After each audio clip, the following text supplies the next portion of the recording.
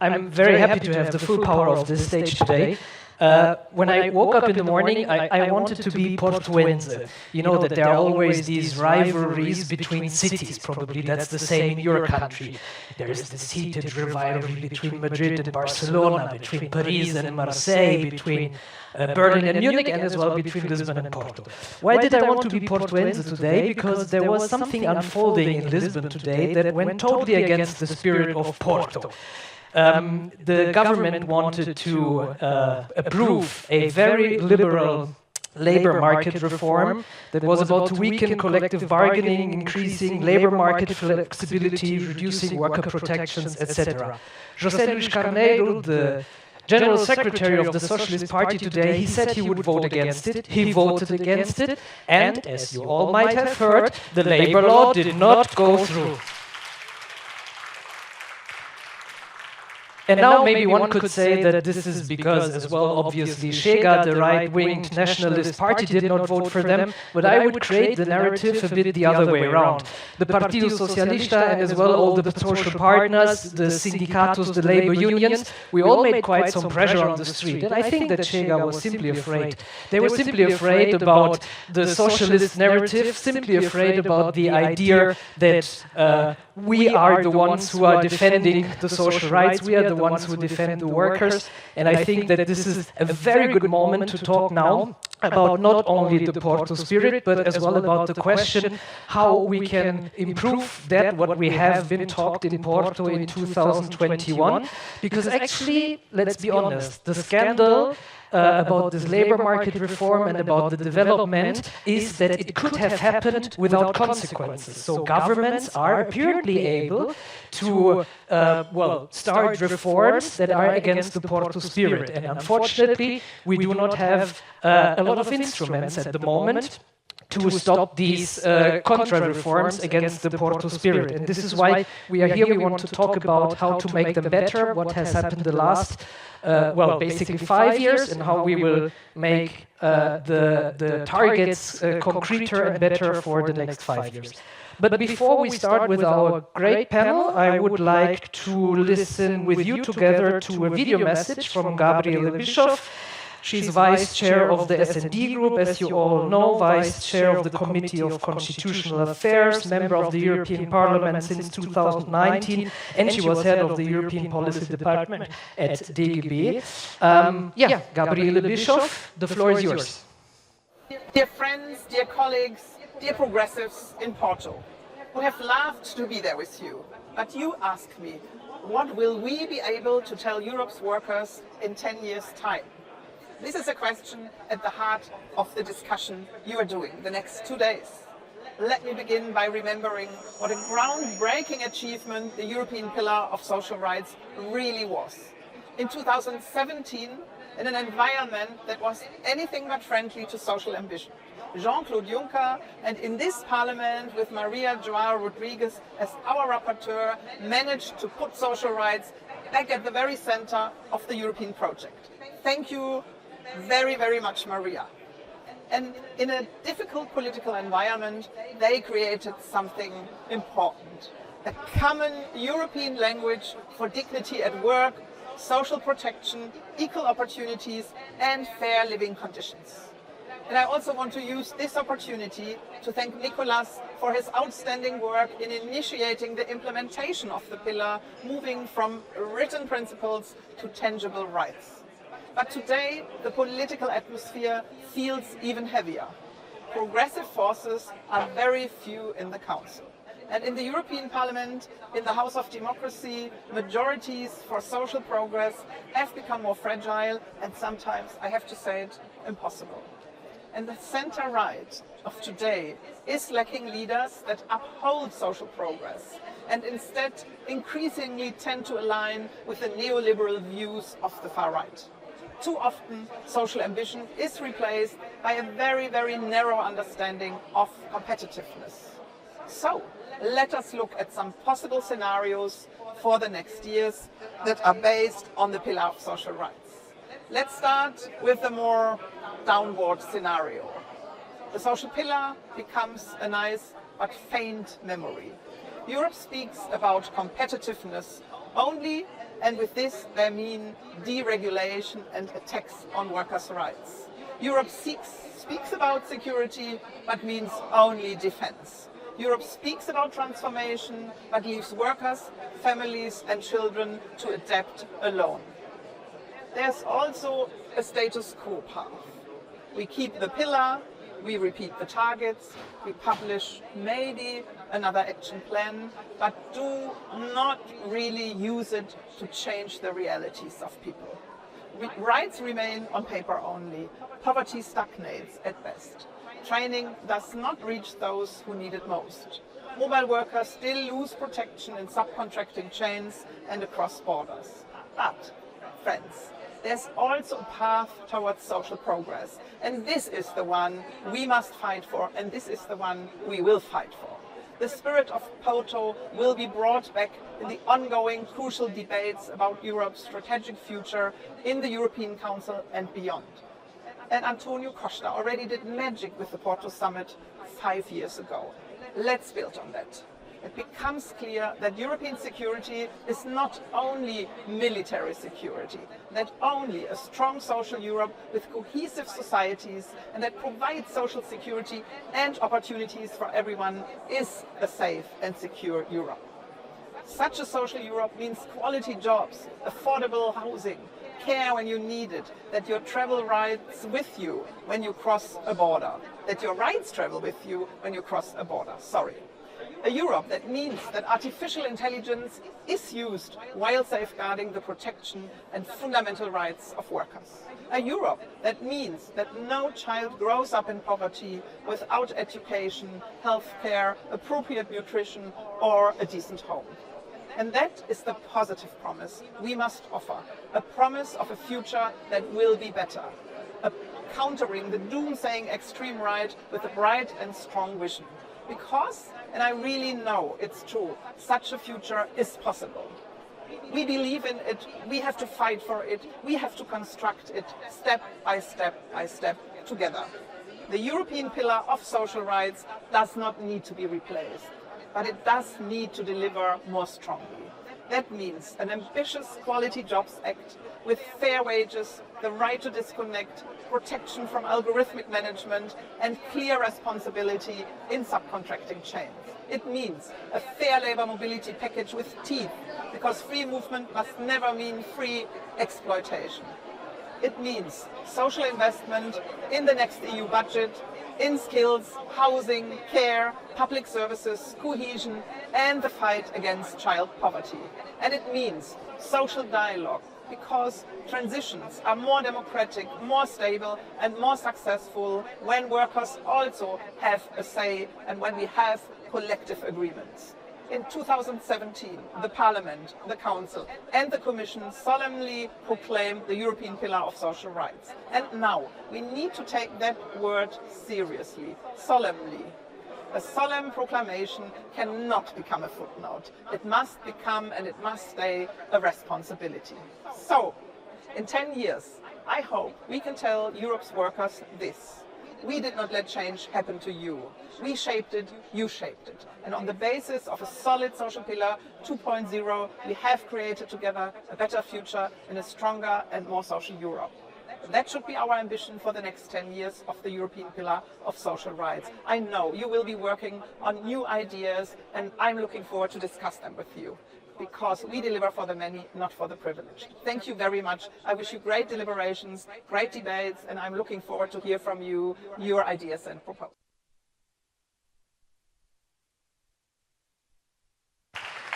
Thank you very much. Big applause to Gabi Bischoff. I like one definition that she said. I think I will keep this in mind. Europe is a place where the rights travel with you across the border. This is a very lovely description. Let's go to the discussion now, and I would like to invite three fantastic panelists to me here on the stage.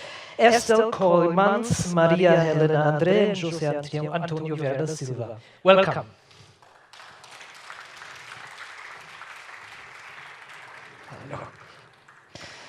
Obrigado.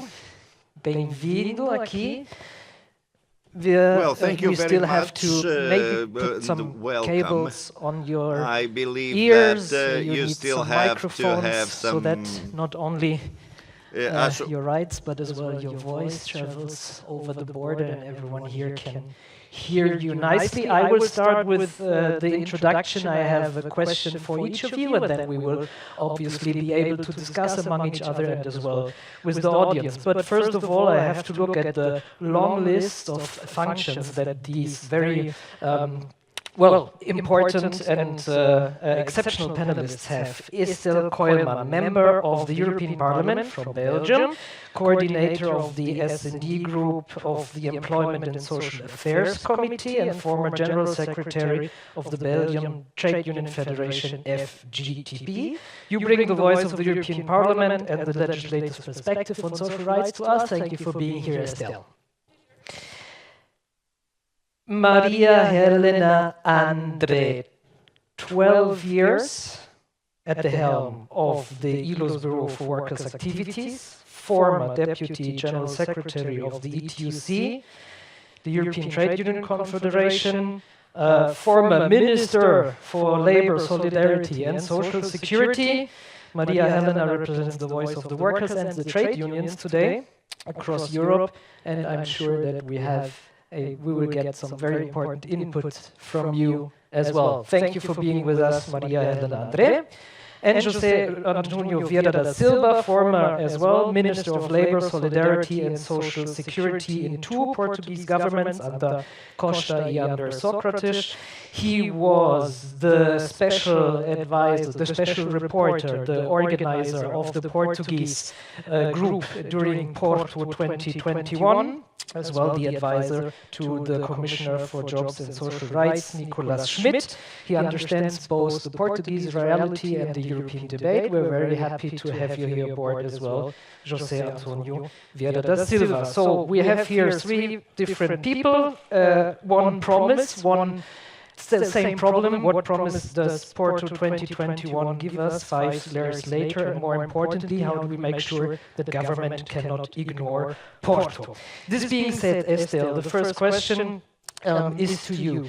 I would like to look with you at the tools that we have, because actually in Europe we have quite some tools, and we have a lot of directives, some diverge as well directly from the European Pillar of Social Rights. We in 2022 introduced the Minimum Wage Directive.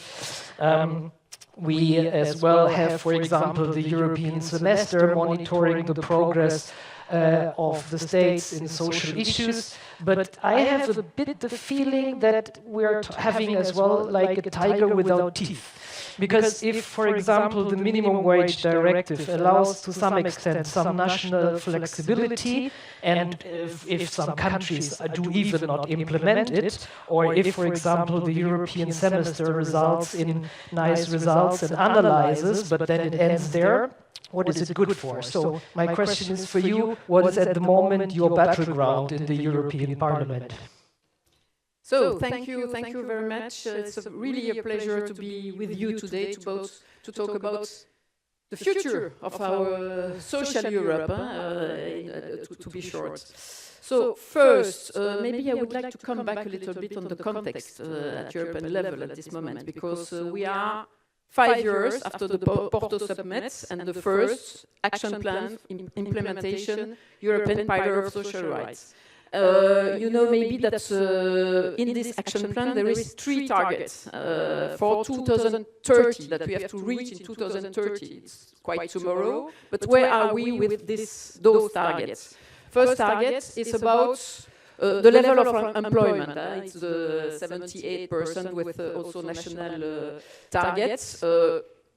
I think we are quite good about this target, but what kind of jobs? This is the basic and first concern, the quality of the jobs. And we want to fight at the European Parliament, but I will come back later on this, on the quality of the job. Second target, it's about training.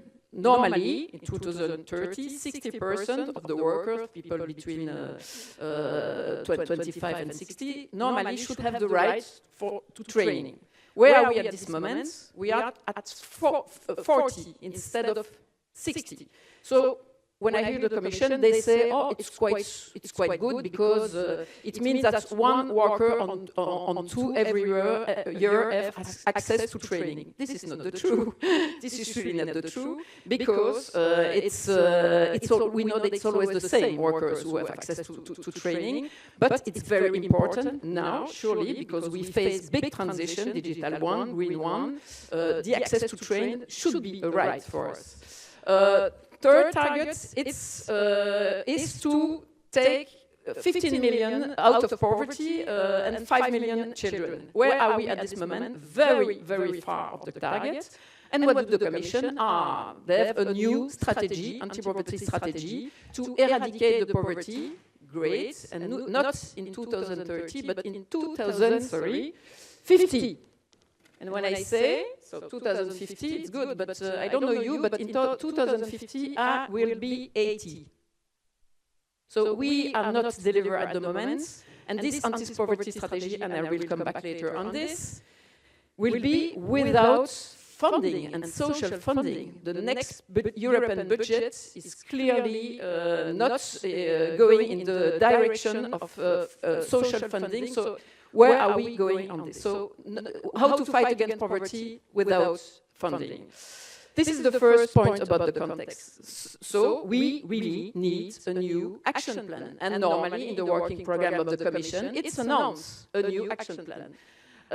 And you will see next month no new action plan, and regarding, by instance, a new target on quality job, but just a communication. So it's really not okay at the moment, because, as you remember, it's a kind of tigers without teeth. Because when you have just strategy, just action plan, just guidelines, it's not okay for us, it's not enough. We really want directive. We really want legislation. Without kind of legislation, but also funding, I will come back on this also. Without legislation, it's like you mentioned, it's not strong enough. Working time directive, I'm not sure what you said, because it's maybe not mandatory for member states, but it's the principle self of this directive. It's to go and to help member states, but also social partners to negotiate real minimum wage everywhere through Europe.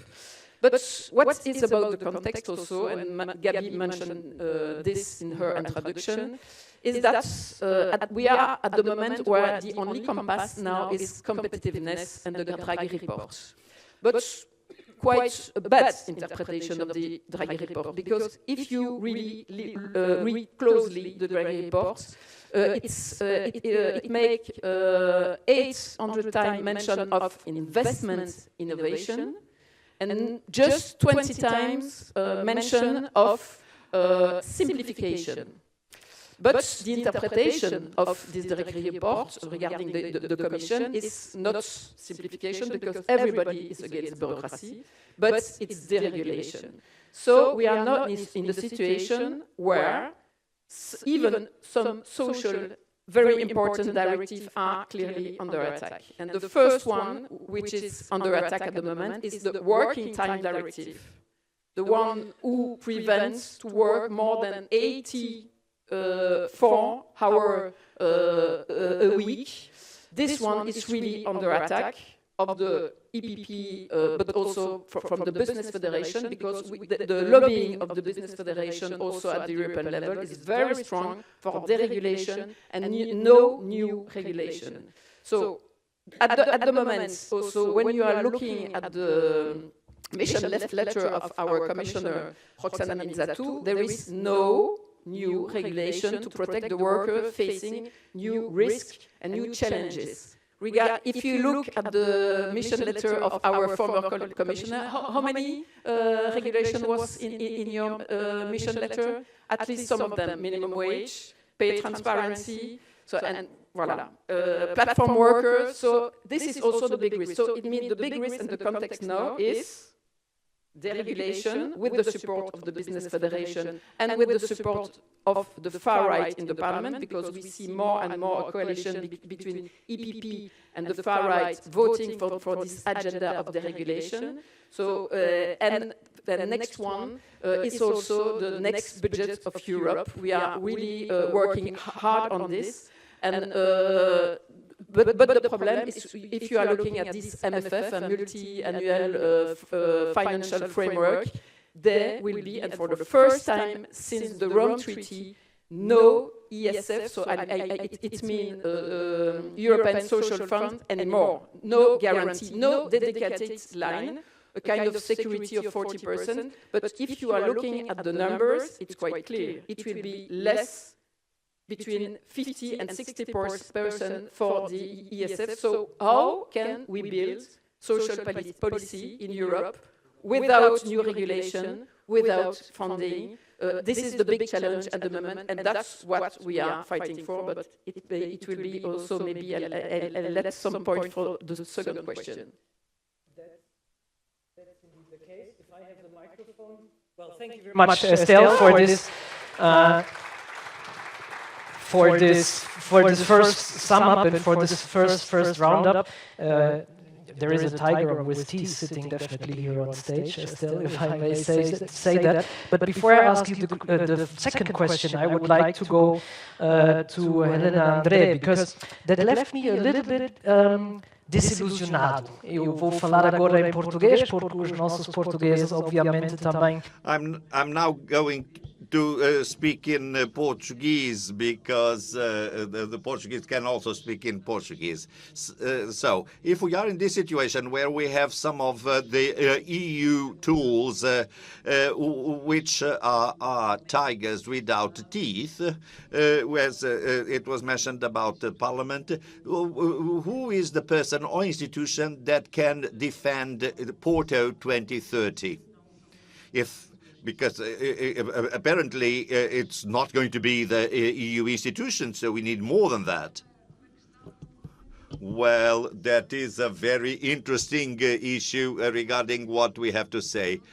Our colleague Ludwig yesterday mentioned that there are 10,000 workers in Madrid defending social Europe and social rights against the deregulation agenda. That is one way of expressing what, in my view, is the growing lack of confidence of citizens in the European process and the European situation.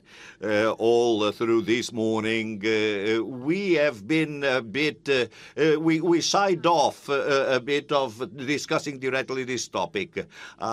Changing the title of things, this means that the progressive social democrats and socialists will have to have more capacity to convince European citizens, workers, that it's them, that is, we have the agenda that entails the capacity to put economic and social progress up to date and fine-tuned with European progress.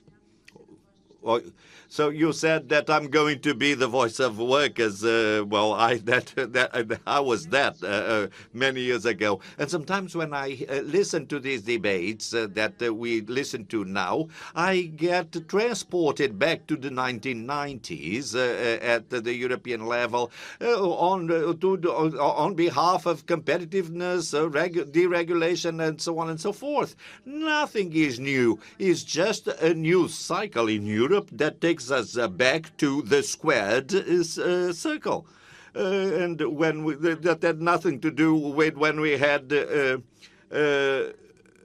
Delors and when he said what he said regarding the situation of workers. The problem we have today at the European level, at a world level, and that is my experience in terms of the World Labour Organization, the ILO.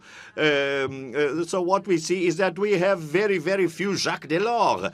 We have very few people with the courage to put up a program that is sustained and sustainable, and that will have no flaws regarding issues, and that we have the capacity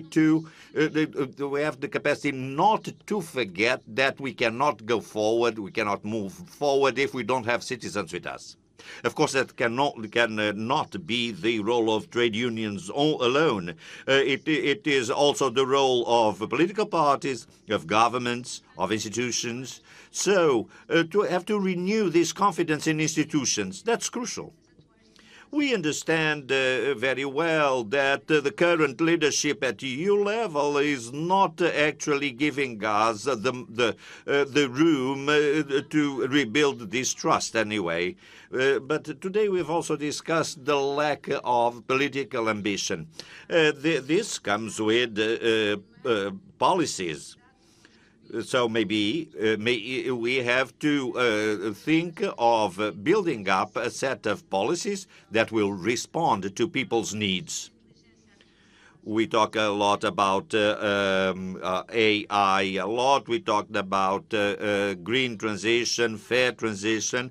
We spoke very little about the demographic impacts in European societies. But we also discussed an issue in terms of migration that has to do with challenges in Europe. We didn't talk a lot about inequalities, and we have to discuss that topic more. And we did not discuss much about the need to consider in all these transitions, all these policies, the issue of quality at the very top as the cherry on the top of the icing. So it has to be on top of the agenda. So if we get back to our topic of discussion today, and as a trade unionist in the 1990s on, I thought that the pillar would be a bit of fresh air into the overall situation. I was not that lucky. The years of the Barroso Commission were very hard for trade unions in Europe. We went through the financial crisis. But if we consider this pillar as the compass, then the things are not that bad. In my view, the Porto Summit was of utmost importance, but we cannot look back. We have also to look forward. The pillar is a solid proposal with different specific proposals that are at risk of being diluted in view of the current political spectrum that we have, not only in Europe, but at national level.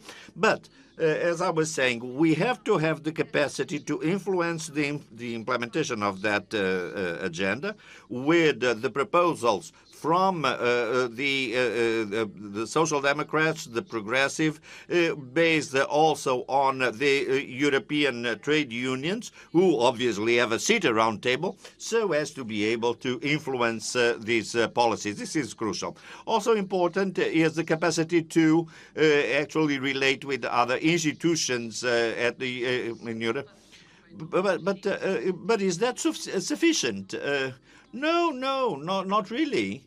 But the issue is we cannot have only good policies and have political ambition without having the capacity to have the tools to implement them. And, of course, to have the ambition of getting the social pillar in mind and the right tools to implement it, and also without having the financing. There is not one only view or one perspective or one action. And that's one of the things that worries me. When I look at the European process today, we see that we have the social agenda, we have the green agenda. We have in sort of different circles. We do not have an integration of policies. And this means the risk of actually getting people afar from the European process. And when this happens, when people do not feel in their daily lives the impact of these policies, the trend will be to look for things that will make more sense for them. The populisms that we have today in our society stem from our weakness and the weakness of trade unions, and the one has to be bold and straightforward about it. When I had the privilege of being in the trade union movement, when there was a vision for Europe, when the national trade union organizations were willing to hand out a bit of their skills to Europe, the situation was different. Right now, we are at a situation where, at the trade union level, there is a different look at what is going on, more at the national level rather than at the European construction level. This is a work that has to be done by trade unions. No one else can do it if not us. So if we don't do it, I mean, we will be paralyzed. I mean, we're going to define progressive policies, and who are going to implement that? Well, that's exactly that, because politics, in inverted commas, is us. It's not only political parties or people in Brussels, associations in the countries, different parties, associations of civil society, and so on and so forth. So there is no doubt about that. Let me now address to you, José Vieira da Silva, and I'm going to get back to Porto 2021. Maybe one of the problems may have been that there were no sanctions to those countries not actually being able to implement the objectives for Porto 2030. In 2021, we were discussing about that. We were talking about consequences if countries were not to comply with the principles. So what was the situation? Well, good afternoon, and thank you.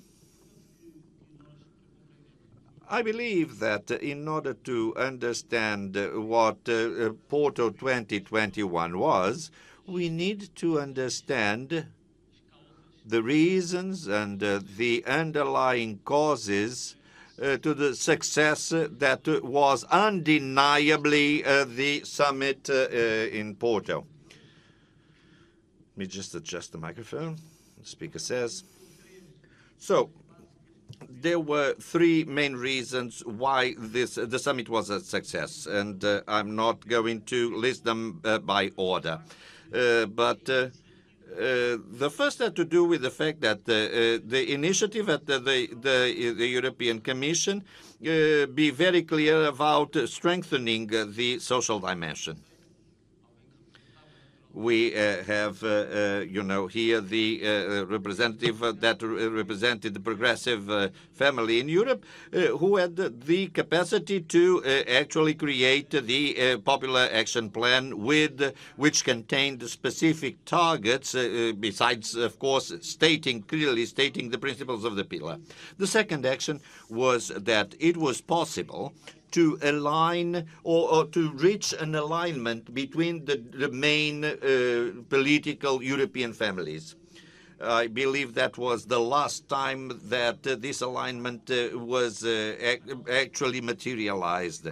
You see, because besides the European Council approved the action plan for the pillar, there was the Porto commitment that was underwritten by the President of the European Commission and the European Parliament. The delegation of the European Parliament to Porto included MEPs, both from the Popular Party and Social Democratic Party. So there were conditions for more convergence, which was ever so important at the European level. There was a convergence between all these forces on the EU level. There was yet another element, and that is the Porto commitment was subscribed by all the social partners.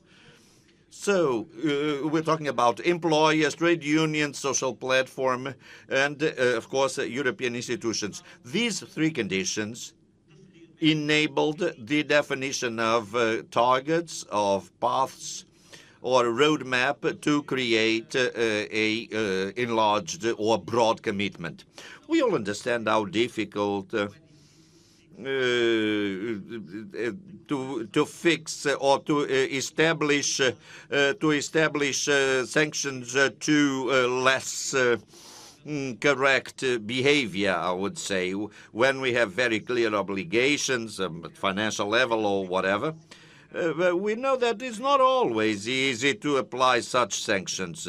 But let me also tell you that the advancements achieved in the action plan was quite considerable. Now trying to have the capacity to impose them to member states, it would have been a bit too far.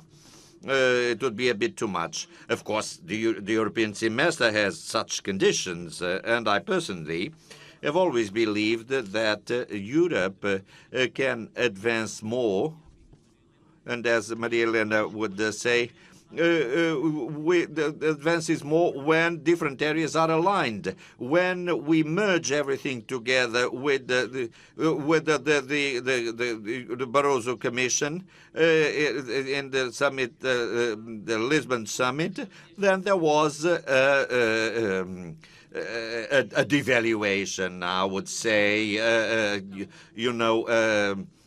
Was a deconsideration of the social dimension. No, but let me get back to. Well, you see, the pillar is still very updated, and the intervention of Bishop was very clear. The pillar, there are more reasons today to materialize this pillar than there were 10 years ago.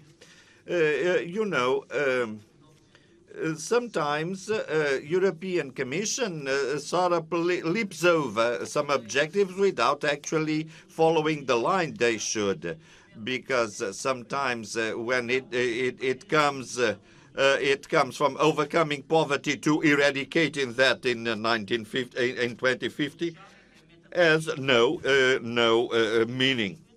We all know that doing away with poverty by 2050 is pure demagogy. There will be no eradication of poverty by 2050. Now, I believe that we've already identified all the causes that have led to the weakening of this pillar. However, there is a critical dimension, and that is we're all accountable for that. Is that the targets of the action plan lost visibility? They are almost invisible today. A country like Portugal, where European institutions are at the core of the political debate and are taken very seriously, the current government never actually spoke to the country about this pillar. Who knows what the government is doing in terms of fighting against poverty or keeping jobs or social training or vocational training, I mean. Of course, there was a meeting in 2023 in Porto. Some of us were invited, but we know that we are all accountable for this. There is a share of responsibility of us all into that. And that has to do with targets, because, I mean, we managed to leap forward quite considerable in terms of job creation and in terms of employment. I believe that we managed to create about 10 million jobs. And in fact, we created more subordinated jobs in Portugal, I mean, working for a third party, No, actually was 12 million over the 10 million I mentioned before. That is meaningful. And that destroys the idea of liberals saying that today there is no need for contracting because everything is free and so on and so forth. That's not true, because the jobs that were created were jobs at companies. And when it comes to fighting poverty, is that the variation is very humble, very timid, in spite of the sizable increase in the families' incomes. However, that increase in income was not accompanied with doing away inequalities, and that is exactly why the Portuguese situation is as is. And finally, the 60% target in vocational training. This has never been as important as it is now. Because right now, what we need to talk about is that without skills, without qualification of workers at companies, their jobs is at risk. Because the disruption AI and robotics are introducing really and effectively threatens jobs. And the only way to responding positively to that threat is to mobilize forces to qualify people, institutions, and companies also, and prepare them for this new economy of AI. AI certainly has its advantages. However, we are at the verge of a financial crisis due to AI. The speculation at the stock market, the stock exchange, has reached a peak that is way higher than what it was in the subprime crisis or the financial crisis of last century.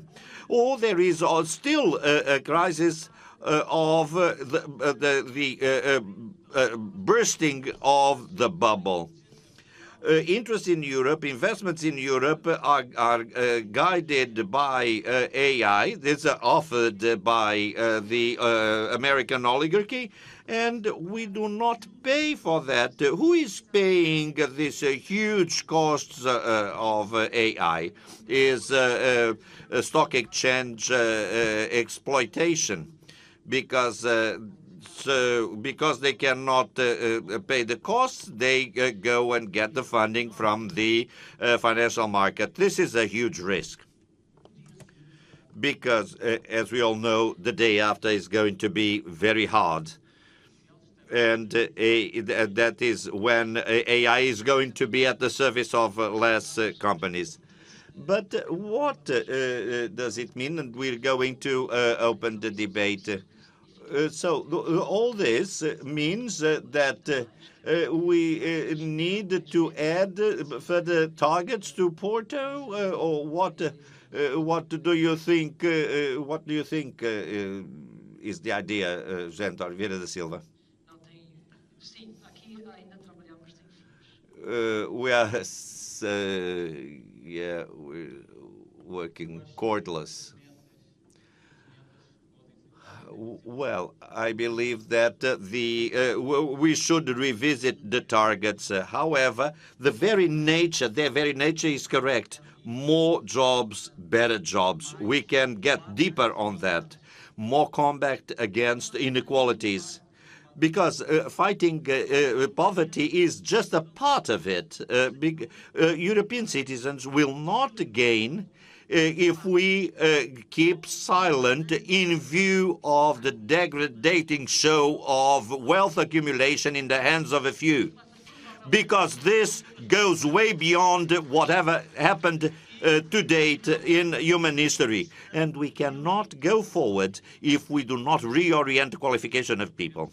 Of course, we can discuss the targets, but the main guidelines that were set in 2018-2019 after the Gothenburg summit was a wise decision. And at the time, it was adjusted to the perception of economic and political agents had on these needs.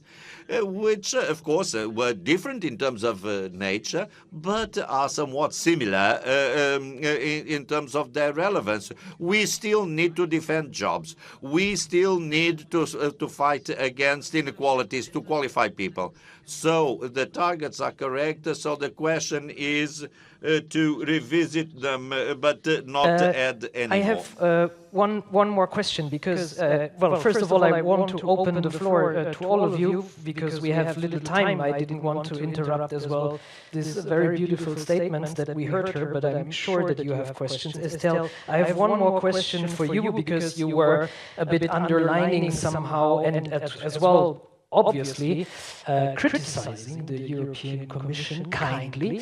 So when it comes to the European Parliament and your instruments, what do you think would be needed in order to, well, if you had the majority in the European Parliament, you, the socialists, we, the socialists, what would change in this world?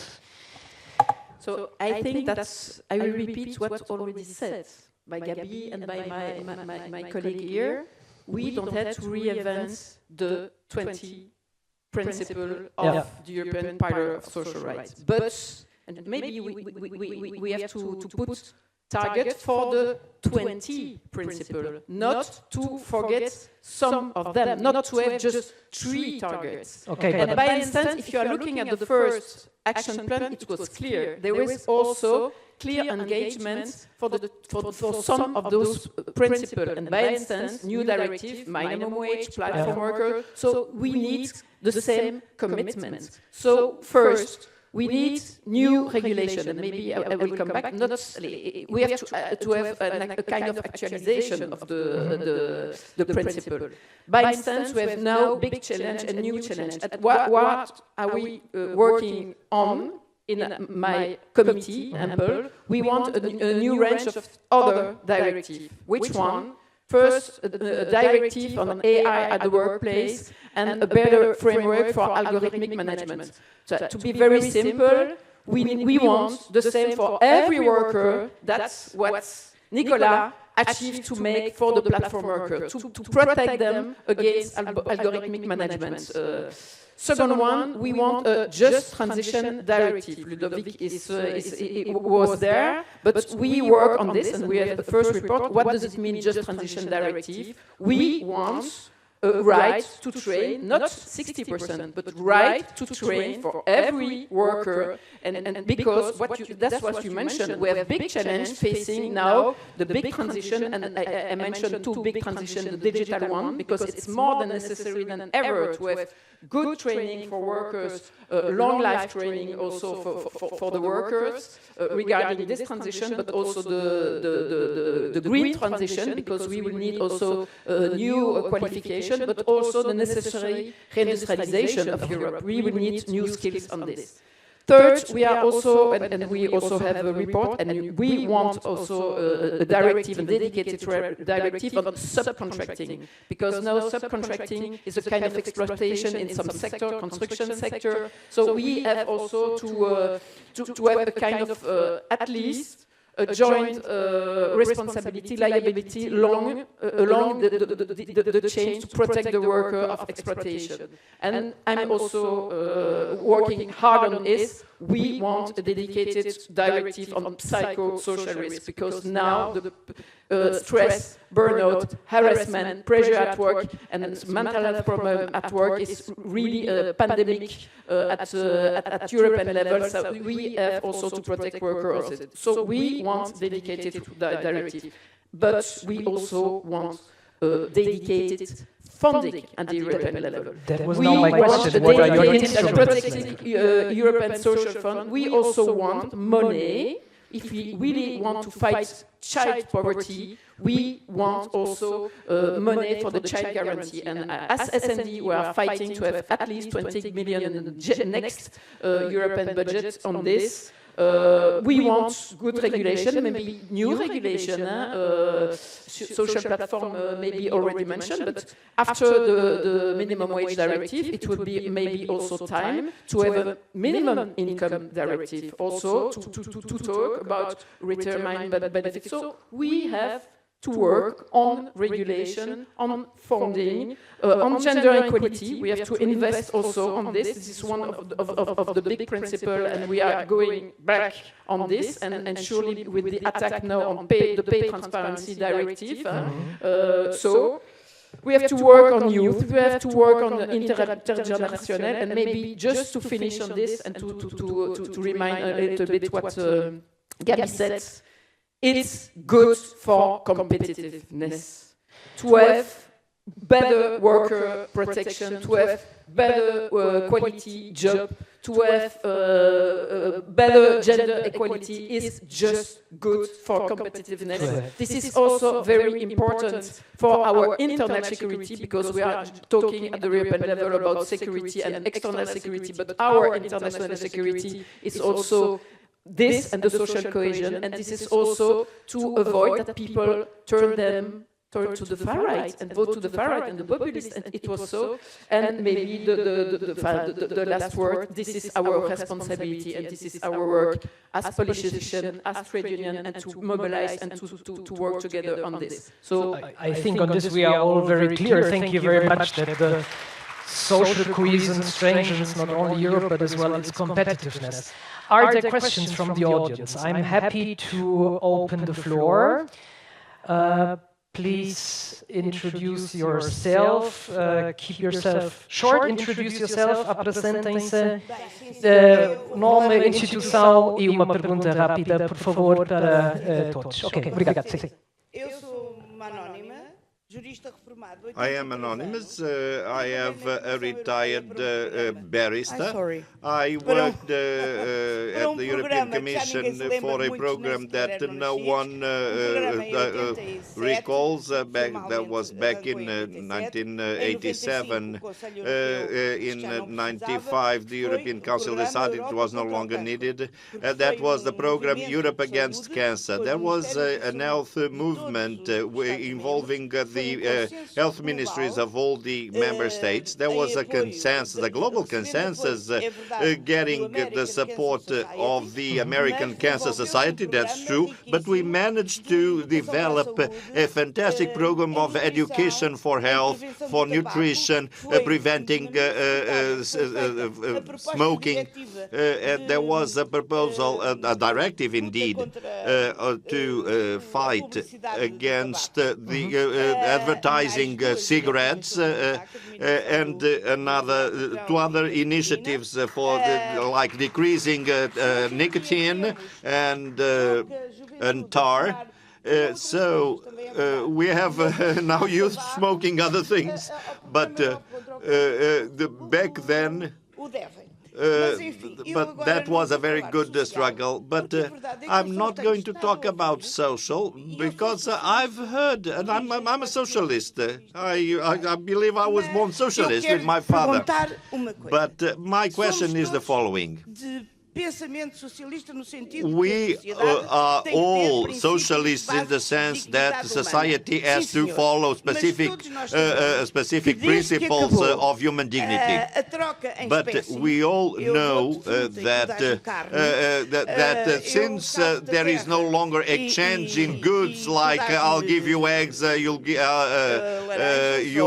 me veggies or housing or whatever, when we transformed everything in a currency for exchange, it became a sort of visionary, like with the cryptocurrency. I don't even know what they are. But my question is, what is the European Parliament doing when the ECB works in following coordinates that are far away of the European problems? The idea of European central banks is to regulate the central banks and the stock exchange, and inflation is actually being extremely negative for the investors. We have to know, where do we have socialists in the financial sector with the capacity to actually help the vast majority of society? So my question again is, what is the exchange that the ECB has with the European Parliament? Thank you. Estelle, já quero se calhar, maybe you want to, well, refer to this question already directly as she transferred to you. So the role and the responsibility of the European Central Bank in these questions. So I'm not working because in the committee, I think it's the Econ committee who is working on that kind of topic. So I cannot work on everything. I just fight on what I can find on the social one. But it's true that at the moment we ask as socialists to have at least a debate during the last plenary session in Strasbourg, because the ECB decided to rewrite the level. I cannot. Sorry, but my English is not. So it's yeah, they have to respond on this because the impact on the cost of the life of the people will be high. So I think and I hope that my colleague in the Econ committee will that there will be interpellation on this level. So, but that's all that I can say. But I agree totally with what you say. We keep you informed. Any more questions on this? Yeah, please. We have a microphone over here. Please introduce yourself and ask the question. Boa tarde, vou falar em português. Pode, claro, sem problema nenhum. Well, good afternoon. Muito bem. If I we're going to speak in Portuguese. I'm Paula Cruz from the Anti-Poverty Network. I would like to bring to put on the table the strategy that we have now. European Parliament approved the report. MEP João Oliveira played an important role in this, and so we have that strategy. That materialized the 6th of May. So, how do you see these two initiatives? That is, this European strategy and the new ideas. Because I mean, we know that these targets are very hard to comply with until 2030. To whom is that question? But I was thinking of Estelle at the European Parliament. We still have the time for one question. Maybe we can bring them all together and have one answer. One for the question. Good afternoon, everybody. I am Nuno Santos from the Socialist Party, and my question is going to be in Portuguese. EU tends to measure its progress through social and economic indicators. But the main goal, if the main goal is to improve the quality of life of citizens, what is the goal is to actually create the idea. How is that going to be in 10 years' time? So that who are you asking that? Well, it's my comrade Vieira da Silva. If we don't have any further questions, Estelle, can you answer the Paula Cruz regarding the poverty target for 2030? Anti-poverty strategy, we work very closely with your network. But I think I already said a little bit my thoughts about it. It's great to have a new strategy for the eradication of the poverty, because and when we interrogate the Commission, they say that the targets of 2030 won't be reached because we are not going in the right direction. So it's great It's great to have the ambition to eradicate, but just as I mentioned, without social funding and regarding the future of ESF, the numbers, I think, for your country, but I know the one for my country, it's less 60%, but and now what do ESF? Helping people to find a job, to have access to training, but also it's the food bank, and it's also all the poverty civil society who will lose those money. So without funding, how can we tackle poverty? And the other question is 2050. It's a little bit far away, too easy to come to say it will be impossible in 2030, so it will be for 2050. But without a path and without steps, it will be the same situation. 3 or 4 years before 2050, everybody will say, yes, it's not reasonable, we cannot reach the target. So I think it's quite clear. Anyway, and maybe about the second question, and very brief. Go ahead, yeah. What do we want for 2050, and what is our view? So it was already said, nothing is ever granted. So we are a little bit back in the year 90. Now, never is granted. We will always have to fight hard to achieve social issue, social politic, to achieve, to protect workers' rights, and it will be the case anyway, anytime. So we will keep on fighting. I say some steps, I think, regarding regulation, regarding funding, so we will keep on doing that. That's our responsibility. Maria Elena Andrei wanted to add something to that. The question was for the Camarada Vieira da Silva. Camarada Vieira da Silva is about to answer in a moment. But directly to what Esther just said. Eu não quero responder a perguntas que não me foram lançadas, mas I do not want to answer questions that were not asked to me, but let me remind a couple of important issues. First, of course, going back to discussions in the 1990s is going to a totally different context. Back then, we were building the internal market. We were discussing what were the tools that could bring citizens and workers into this process of European integration.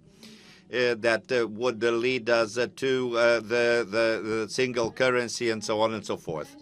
But what we had back then was an international and European context, which was totally different from the one we have today. Thus, to discuss these topics with the challenges that we faced with today is totally different.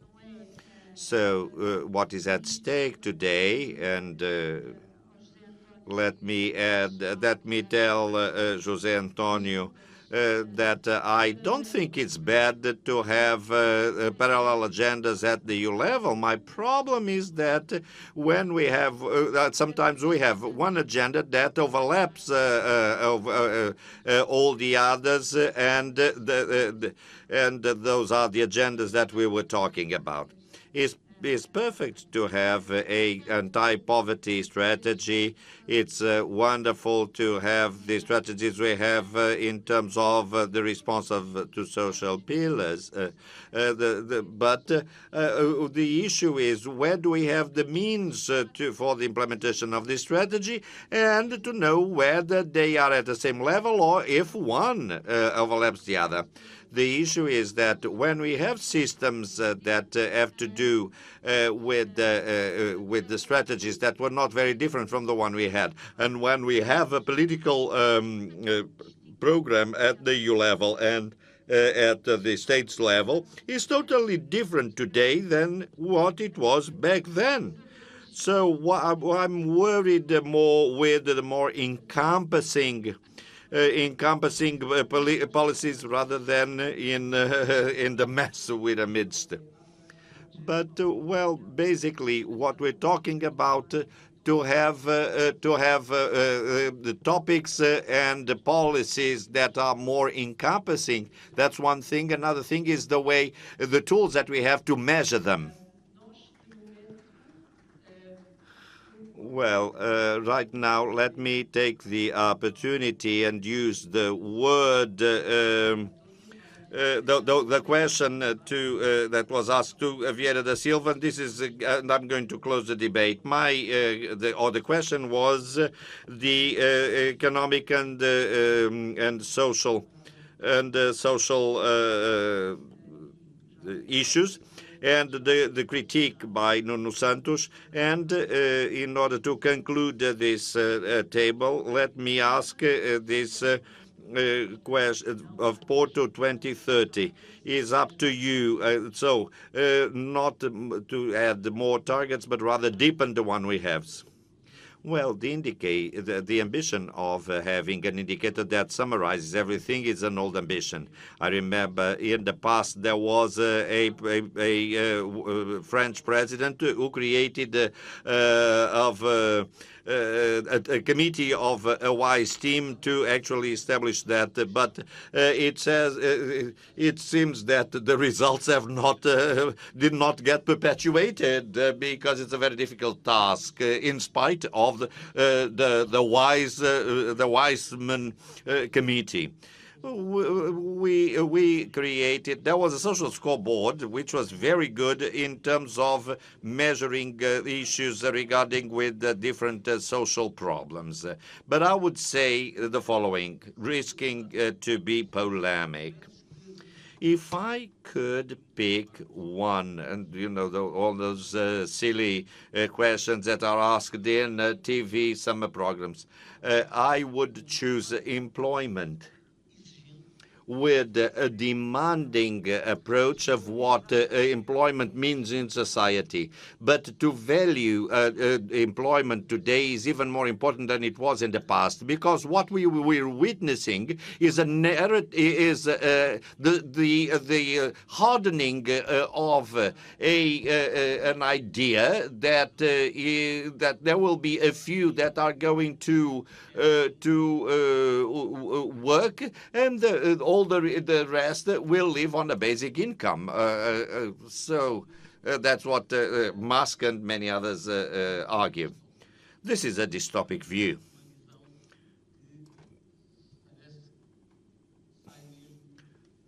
This is a view stemming from the most extreme novels of the 20th century. I believe the right to work is a fundamental right, and creating rights, the idea of employment for all segments in society and sustainable jobs, that is the best way. Otherwise, there is yet another indicator to actually measure our success, and that is the popular support to our policies.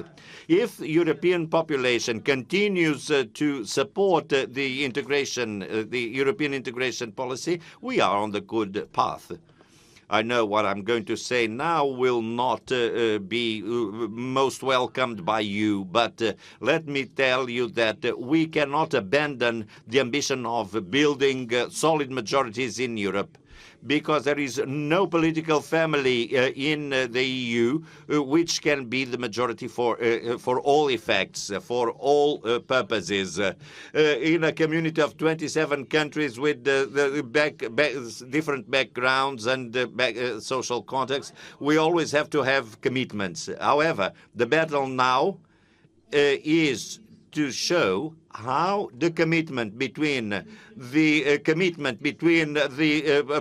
European Popular Party and the extreme right jeopardizes the European model. What happened recently in Portugal was an attempt of a coalition, and it proved that the far right and the current government, and it simply failed simply because they expected the people at large to react very negatively to that kind of coalition. So Europeans and Europe need commitments.